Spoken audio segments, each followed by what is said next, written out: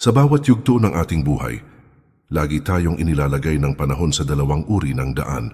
Ang isa ay ang daan ng pag-aaksaya, kung saan ang tao ay nabubuhay lamang sa kasalukuyan nang walang malinaw na direksyon.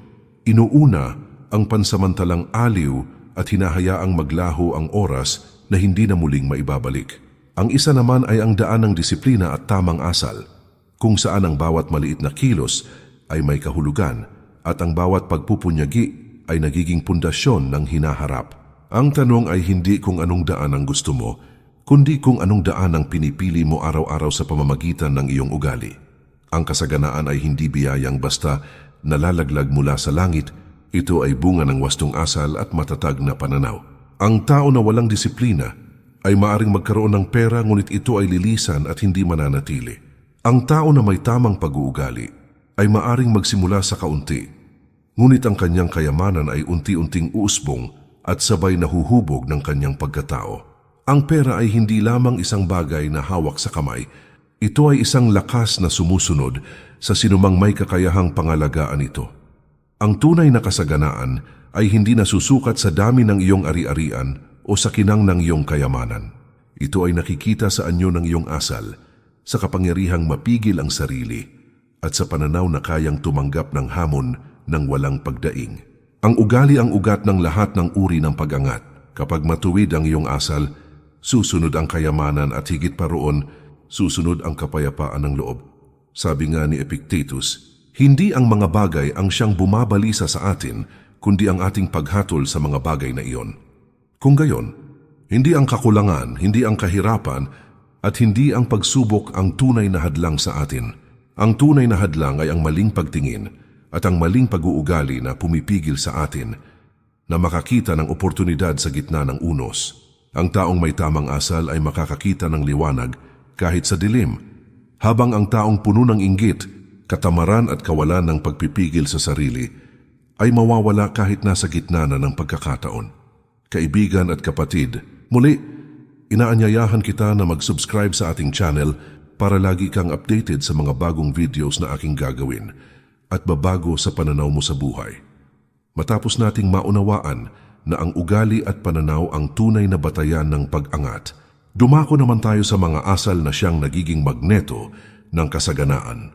Sapagkat ang pera ay hindi hinahabol tulad ng isang anino, ito ay kusang lumalapit sa sinumang may tamang pamumuhay. Ang mga susunod na ugali ay hindi lamang simpleng payo, ito ay mga gabay na hinubog ng karanasan at karunungan, mga prinsipyong matagal nang napatunayan na kayang baguhin hindi lang ang iyong bulsa, kundi ang mismong landas ng iyong buhay. Number 1, disiplina sa sarili.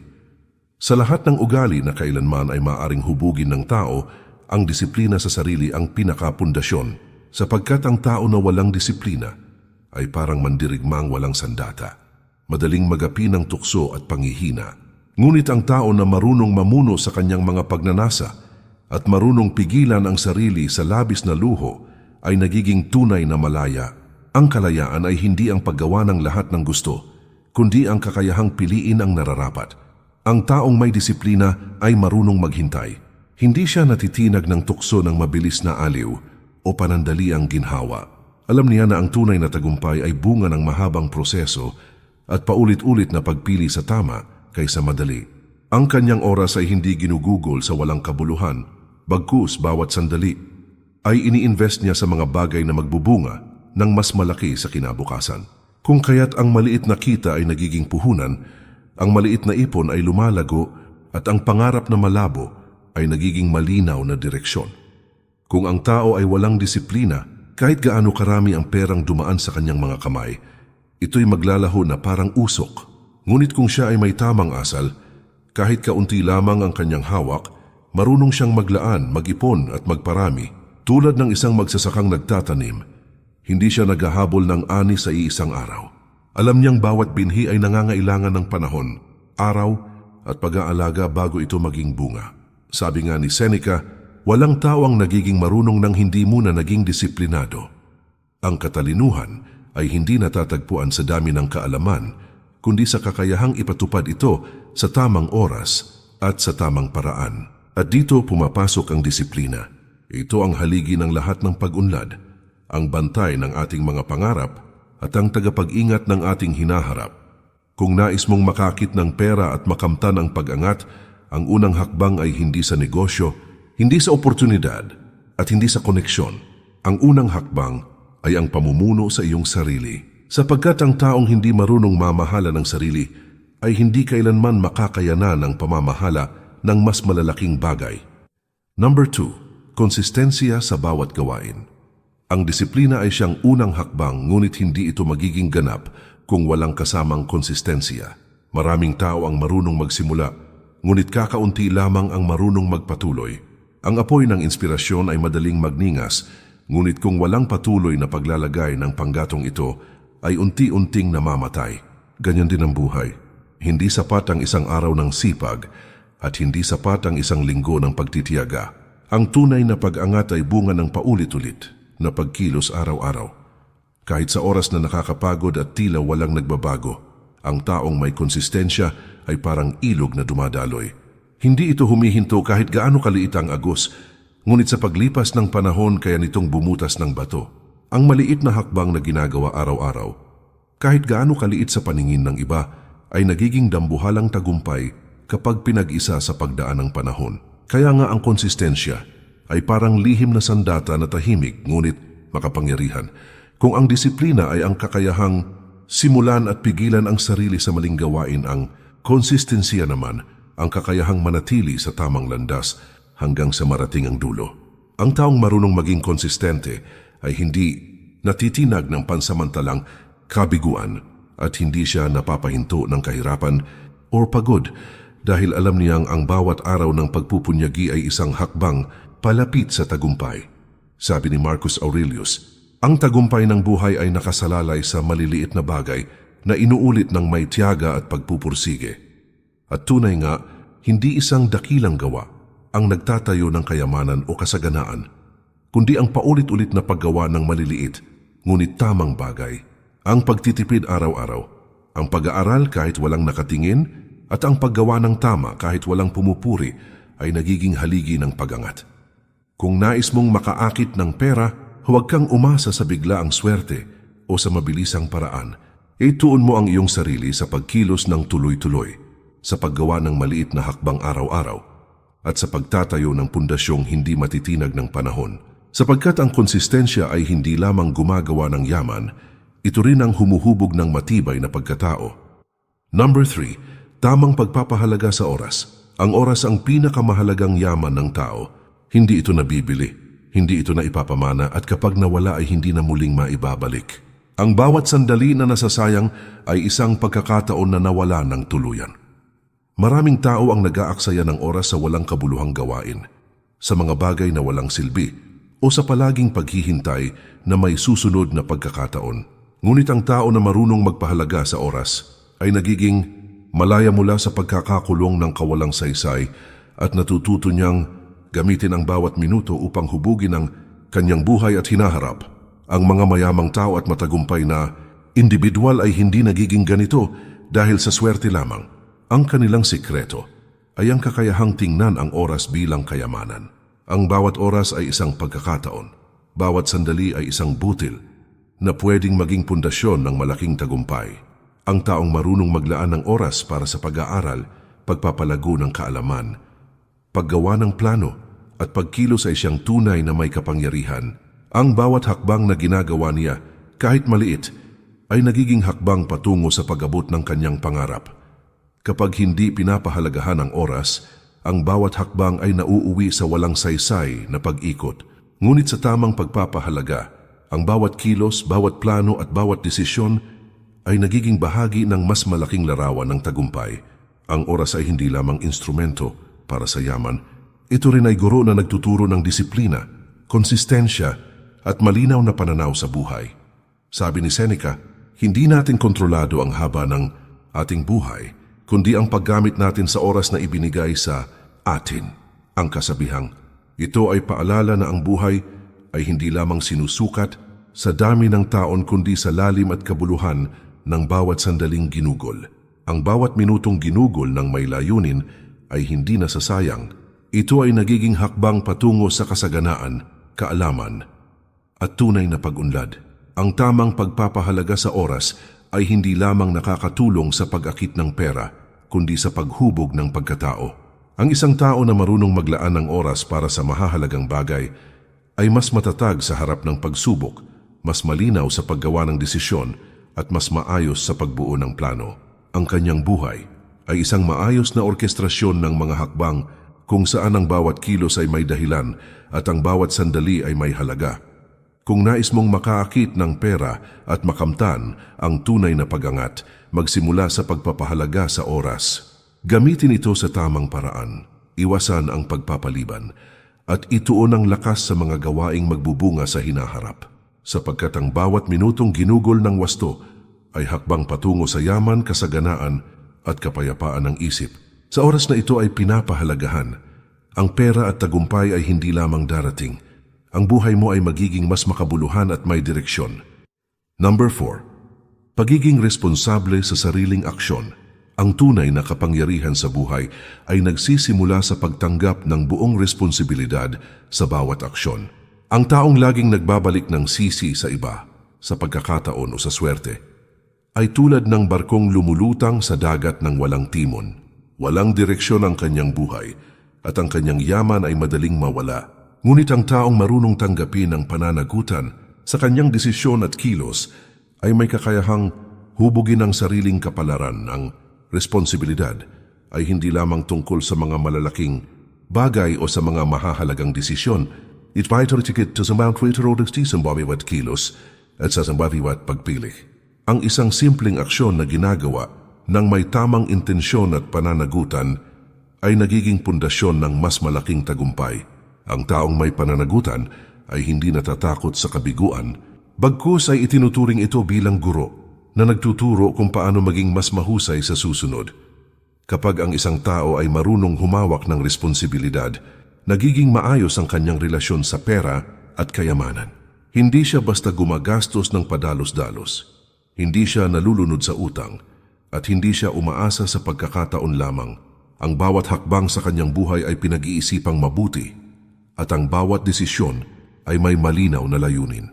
Ang responsibilidad ang gumagabay sa kanya upang hindi maligaw sa gitna ng tukso at hindi mawala sa daan patungo sa pag-angat.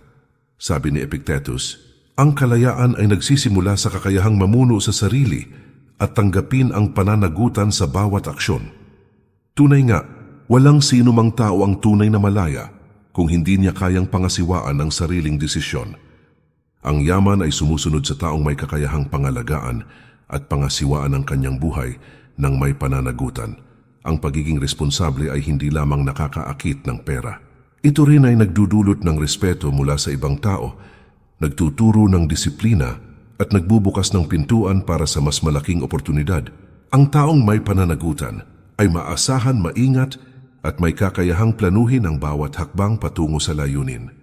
Kung nais mong makaakit ng pera at makamtan ang tunay na pag-angat, simulan mo sa pagiging responsable sa bawat aksyon at desisyon.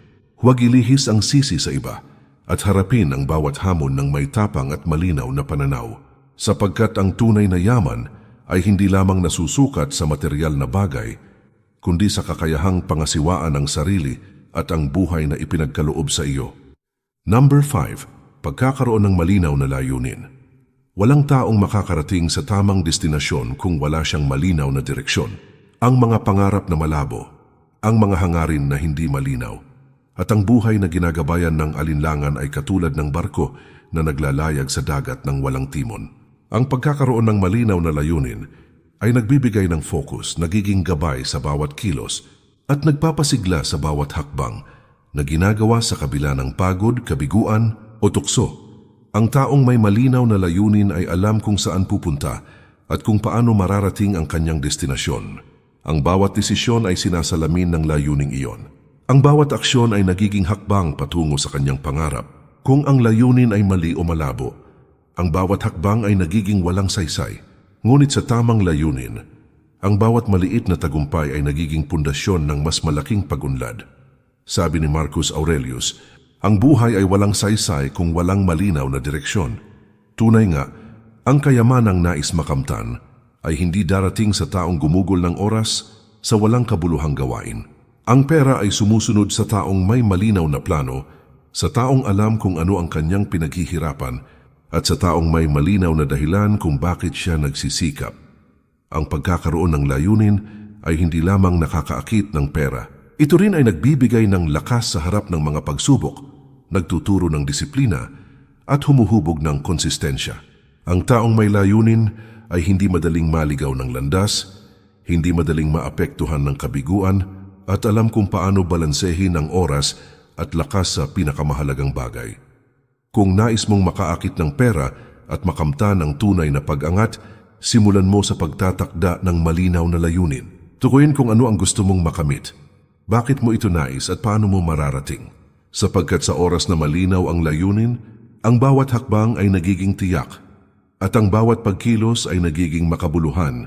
Ang pera at tagumpay ay natural na sumusunod sa taong may direksyon at higit pa rito, nagiging mas makabuluhan at mas maayos ang kanyang buhay. Number 6. Pagiging bukas sa pagkatuto at karunungan. Ang kaalaman at karunungan ay mga yaman na hindi napapawi ng panahon at hindi nawawala kahit gaano karami ang pera na hawak ng tao. Ang taong naniniwala na sapat na ang kanyang alam ay parang naglalakad sa dilim. Limitado ang kanyang pananaw at madali siyang maligaw sa landas ng tagumpay. Sa kabilang dako, ang taong bukas sa pagkatuto ay patuloy na lumalago. Patuloy siyang humuhubog sa sarili at patuloy na nag-aambag sa kanyang hinaharap. Ang bukas na isip ay isang kayamanang higit pa sa material na bagay. Sa bawat libro na binabasa, sa bawat karanasan na pinagdadaanan, at sa bawat tao na nakakasalamuha, may natututunan siyang aral. Ang aral na ito ay nagiging gabay sa paggawa ng tamang desisyon, sa pag-iwas sa pagkakamali, at sa mas mabilis na pag-abot ng layunin. Ang tao na patuloy na nag-aaral at naghahanap ng kaalaman ay parang magsasakang palaging nag-aalaga ng kanyang lupa. Alam niyang ang bawat butil ng aral ay magiging bunga sa tamang panahon at magdadala ng masaganang ani sa hinaharap. Ang bukas na pagkatuto ay hindi lamang tungkol sa karunungan ng isip, kundi pati na rin sa pagpapalawak ng puso at karakter. Ang taong bukas sa karunungan ay marunong makinig, marunong tanggapin ang kritisismo, at hindi natatakot harapin ang kabiguan bilang bahagi ng pagkatuto. Sa ganitong paraan ang bawat karanasan, mabuti man o masama, ay nagiging hakbang sa paglago at tagumpay. Sabi ni Seneca, ang hindi nag-aaral ay hindi humuhubog sa sarili at palaging alipin ng kanyang sariling kamangmangan. Tunay nga, ang kamangmangan ay hadlang sa kayamanan at kasaganaan. Ang kaalaman at karunungan ay sandata na nagbibigay kapangyarihan sa tao upang gumawa ng tamang desisyon, harapin ang hamon ng buhay, at lumikha ng oportunidad sa halip na umasa sa swerte o pagkakataon. Ang taong bukas sa pagkatuto ay hindi natatakot humingi ng payo o tanggapin ang gabay ng iba. Alam niyang ang tunay na kayamanan ay hindi lamang pera kundi ang kakayahang gumawa ng tamang hakbang sa tamang panahon. Ang kanyang utak ay patuloy na hinuhubog at ang kanyang puso ay patuloy na lumalawak upang yakapin ang aral ng buhay. Ang mga aral na ito ay hindi lamang nagbubukas ng pinto sa yaman kundi humuhubog din ng pagkatao na may kakayahang mamuno sa sarili at gumawa ng matalinong desisyon sa bawat aspeto ng buhay. Kung nais mong makaakit ng pera at makamtan ang tunay na pag-angat, simulan mo sa pagiging bukas sa pagkatuto. Mag-aral ng walang sawang pag-usisa, humingi ng karunungan sa mga may alam, at yakapin ang aral mula sa bawat karanasan. Sapagkat sa oras na bukas ang isip at handa sa kaalaman, ang yaman at kasaganaan ay natural na sumusunod, at ang bawat hakbang ay nagiging mas matatag at mas makabuluhan. Ang buhay ay nagiging mas malinaw, mas maayos, at ang bawat kilos ay may direksyon at layunin na hindi matitinag ng panahon o ng tukso. Number 7. Pagiging maingat sa pananalapi. Ang pera ay isang instrumento, hindi ang sukatan ng halaga ng tao. Ngunit tulad ng anumang instrumento, kung hindi ito gagamitin ng maayos, maaari itong maging sanhi ng pagkasira at problema. Ang taong walang pag-iingat sa kanyang pananalapi ay parang mandaragat na walang mapa at timon. Madali siyang maligaw, malulunod sa utang, o mawawala sa tamang landas patungo sa kasaganaan. Ngunit ang taong marunong maging maingat sa pera ay may kakayahang gabayan ang kanyang buhay sa direksyon ng pag-unlad. Ang pagiging maingat sa pananalapi ay hindi nangangahulugan ng pagiging matipid lamang. Ito ay ang kakayahang planuhin ang bawat gastusin, timbangin ang bawat desisyon, at ilaan ang bawat yaman sa tamang paraan. Ang tao na may ganitong ugali ay marunong maglaan para sa kinabukasan, mag-invest sa tama, at magtipid sa halip na mag-aksaya. Sa ganitong paraan, bawat sentimo na hawak niya ay nagiging hakbang patungo sa mas malaking kayamanan. Ang pananalapi ay isang test ng disiplina at konsistensya. Kung hindi ka marunong pamahalaan ng pera, kahit gaano karami ang dumaan sa iyong mga kamay, ito ay lilisan at mawawala. Ngunit ang taong may tamang ugali sa pera ay nagagamit ang kanyang yaman bilang kasangkapan para sa mas malaking layunin. Nakikita niya ang pera hindi bilang isang layunin, kundi bilang kasangkapan upang lumikha ng mas matibay na pundasyon sa buhay. Sabi ni Seneca, hindi ang dami ng pera ang mahalaga, kundi ang karunungan sa paggamit nito. Ang tunay na kasaganaan ay hindi nasusukat sa kung gaano karami ang hawak, kundi sa kung gaano kahusay ang paggamit at pamamahala sa yaman na mayroon ka. Ang taong maingat sa pananalapi ay marunong maglaan para sa hinaharap, hindi nagmamadali at hindi pinapayagan ng tukso ng agarang kasiyahan na sirain ang kanyang pundasyon. Ang pagiging maingat sa pera ay hindi lamang nagdudulot ng kayamanan, kundi nagbubukas din ng kalayaan sa buhay. Hindi ka nagiging alipin ng utang, hindi ka natatakot sa kawalan, at may kapangyarihan kang gumawa ng matalinong desisyon sa bawat aspeto ng buhay. Ang tamang pamamahala sa yaman ay humuhubog ng karakter, nagpapalawak ng pananaw, at nagiging sandigan sa panahon ng pagsubok. Kung nais mong makaakit ng pera at makamtan ang tunay na pag-angat, simulan mo sa pagiging maingat sa pananalapi. Planuhin ang bawat hakbang, gamitin ang yaman ng may karunungan, at ituon ang bawat desisyon sa mas malaking layunin. Sapagkat sa oras na natutunan mong pahalagahan at pangasiwaan ng pera, ang kayamanan ay sumusunod at ang iyong buhay ay nagiging mas matatag, mas maayos at mas makabuluhan. Number 8. Pagiging mapagpasensya at matiyaga. Sa mundong puno ng tukso at agarang gantimpala, ang isa sa pinakamahalagang ugali na nagdadala ng tunay na yaman ay ang kakayahang maging mapagpasensya at matiyaga. Ang pera at tagumpay ay hindi agad dumadaloy sa sino mang walang kakayahang maghintay. Ang tao na nagmamadali, na nais lahat ng bagay ng sabay-sabay, ay kadalasan nauuwi sa pagkabigo at pagkasayang ng pagkakataon. Ngunit ang taong may pasensya at tiyaga ay marunong maghintay sa tamang panahon, gumawa ng tama sa bawat hakbang at panatilihin ang kanyang direksyon kahit matagal bago dumating ang bunga. Ang pagtitiyaga ay hindi lamang tungkol sa paghihintay, kundi sa patuloy na pagkilos sa kabila ng kahirapan at kabiguan. Ang isang maliit na aksyon araw-araw, kapag pinagsama-sama sa paglipas ng panahon, ay nagiging pundasyon ng malaking tagumpay. Tulad ng isang magsasakang nagtatanim, hindi niya inaasahan na ang binhing itinanim ay biglang tutubo at magbubunga agad. Alam niyang ang bawat araw ng pag-aalaga ay nagdadala sa kanya ng masaganang ani sa tamang panahon. Sabi ni Epictetus, walang tao ang namumuhay ng mabuti kung hindi siya marunong maghintay at magtiyaga. Tunay nga, ang tunay na kasaganaan ay bunga ng pagtitiyaga sa mga tamang gawain, ng pagtiis sa pansamantalang hirap at ng kakayahang manatili sa tamang landas kahit ang bunga ay tila malayo pa.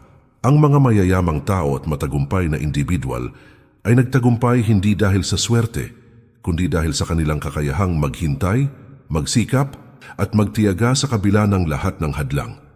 Ang pagiging mapagpasensya at matiyaga ay nagdudulot ng mas malalim na pag-unawa sa sarili at sa mundo. Ito ay nagbubukas ng isip upang makita ang oportunidad sa gitna ng pagsubok at humuhubog ng karakter na matatag sa harap ng anumang unos. Kapag natutunan mong maghintay at magtiyaga, ang bawat hakbang ay nagiging makabuluhan at ang bawat pagkilos ay nagdudulot ng mas matibay na pundasyon sa hinaharap. Kung nais mong makaakit ng pera at makamtan ang tunay na pag-angat, simulan mo sa pagiging mapagpasensya at matiyaga. Gawin ang tama araw-araw, panatilihin ang direksyon, at huwag panghinaan ng loob kahit matagal bago dumating ang resulta. Sapagkat sa oras na natutunan mong pahalagahan ang tamang proseso, ang yaman, kasaganaan, at tagumpay ay kusang darating at ang bawat hakbang sa buhay ay nagiging mas makabuluhan at puno ng direksyon. Number 9. Pagiging bukas sa pagbabago at adaptasyon. Ang mundo ay patuloy na nagbabago at ang tao na hindi marunong sumabay ay madaling maligaw at maiiwan sa likod. Ang pera at oportunidad ay hindi nananatili sa mga nakatigil sa nakaraan. Ang tao na matigas ang ulo at ayaw tumanggap ng pagbabago ay madalas mawalan ng pagkakataon at hindi makakaabot sa kanyang potensyal. Ngunit ang taong bukas sa pagbabago at marunong umangkop ay nagiging magneto ng kasaganaan. Ang bawat pagbabago, gaano man kaliit o kalaki, ay nagiging pagkakataon upang lumago at magtagumpay. Ang adaptasyon ay hindi simpleng pagtanggap sa bagong sitwasyon, kundi ang kakayahang umangkop ng may karunungan. Ang isang tao na bukas sa pagbabago ay marunong suriin ang sitwasyon, tuklasin ang tamang hakbang at gumawa ng desisyon na kaayon ng kanyang layunin. Ang kanyang isip ay hindi nakatali sa nakaraan, bagkus ito ay nakatuon sa paglago, sa pag-unlad at sa mas malinaw na kinabukasan. Sabi ni Marcus Aurelius, ang matalino ay hindi lumalaban sa pagbabago, kundi ginagamit ito upang hubugin ang kanyang sarili. Tunay nga, ang kasaganaan ay hindi lamang nakukuha sa kung ano ang nasa paligid, kundi sa kakayahang tanggapin ang pagbabago at gamitin ito sa sariling kapakinabangan. Ang yaman ay sumusunod sa taong marunong umangkop, hindi sa taong ayaw tumanggap ng hamon o bagong sitwasyon. Ang pagiging bukas sa pagbabago ay humuhubog ng katatagan at malawak na pananaw.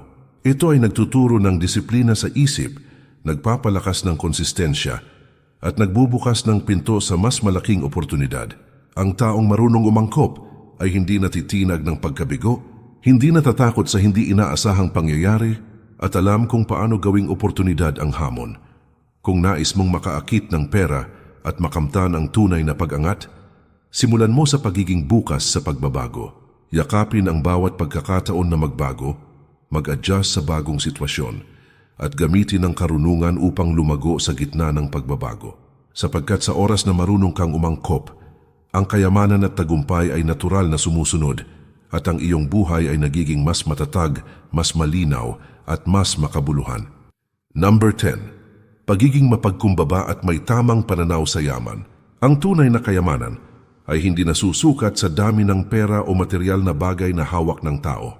Ang kayamanan ay nasusukat sa kakayahang pahalagahan ng mayroon, gamitin ito ng matalino at humubog ng tamang pananaw sa buhay. Ang tao na mayaman sa isip, ngunit mayabang at walang pagpapakumbaba, ay madaling maligaw sa landas ng kasaganaan. Ang kanyang puso ay madaling malito, at ang yaman ay maaaring magdulot ng problema sa halip na kabutihan. Ngunit ang taong mapagkumbaba ay marunong gamitin ang kanyang kayamanan bilang instrumento upang mapabuti ang sarili, ang pamilya, at ang lipunan. Ang pagkakaroon ng tamang pananaw sa yaman ay nangangahulugang nauunawaan mo ang limitasyon nito at ang tunay na layunin nito. Ang pera ay hindi lamang para sa pansariling kasiyahan, kundi para sa paglago sa seguridad at sa pagtulong sa iba. Ang taong may tamang pananaw sa yaman ay hindi alipin ng kanyang pagnanasa, hindi natutukso ng labis na luho at marunong mamuhunan sa mga bagay na magbubunga sa hinaharap. Sabi ni Epictetus, ang mayaman ay hindi siya na marami ang ari-arian kundi siya na kontento sa kung ano ang mayroon at marunong gamitin ito ng wasto. Ang mapagkumbabang tao ay nagtatamo ng respeto at tiwala mula sa iba. Lumalawak ang kanyang pananaw at nagiging bukas sa mga oportunidad na hindi nakikita ng taong sakim o palalo. Ang yaman na ginagamit ng may tamang intensyon at tamang pananaw ay lumalaki at nagiging pundasyon ng mas matatag at makabuluhang buhay. Ang mapagkumbaba at tamang pananaw sa yaman ay hindi lamang nakakaakit ng pera. Ito rin ay nagdudulot ng kapayapaan ng isip, nagpapalakas ng karakter, at humuhubog ng tamang ugali sa bawat desisyon. Kapag natutunan mong gamitin ang kayamanan ng may tamang pananaw, ang pera ay nagiging kasangkapan sa pag-angat ng buhay at hindi hadlang sa personal na paglago. Kung nais mong makaakit ng pera at makamtan ang tunay na pag-angat, simulan mo sa pagiging mapagkumbaba at pagkakaroon ng tamang pananaw sa yaman. Pahalagahan ang mayroon, gamitin ito ng matalino At ituon ang bawat hakbang sa pagbuo ng mas matibay at makabuluhang buhay, sapagkat sa oras na marunong kang maging mapagkumbaba, ang kayamanan, tagumpay at kapayapaan ay natural na sumusunod, at ang bawat aspeto ng iyong buhay ay nagiging mas malinaw, mas maayos at puno ng kahulugan. Hindi ito simpleng listahan ng payo o mga simpleng hakbang.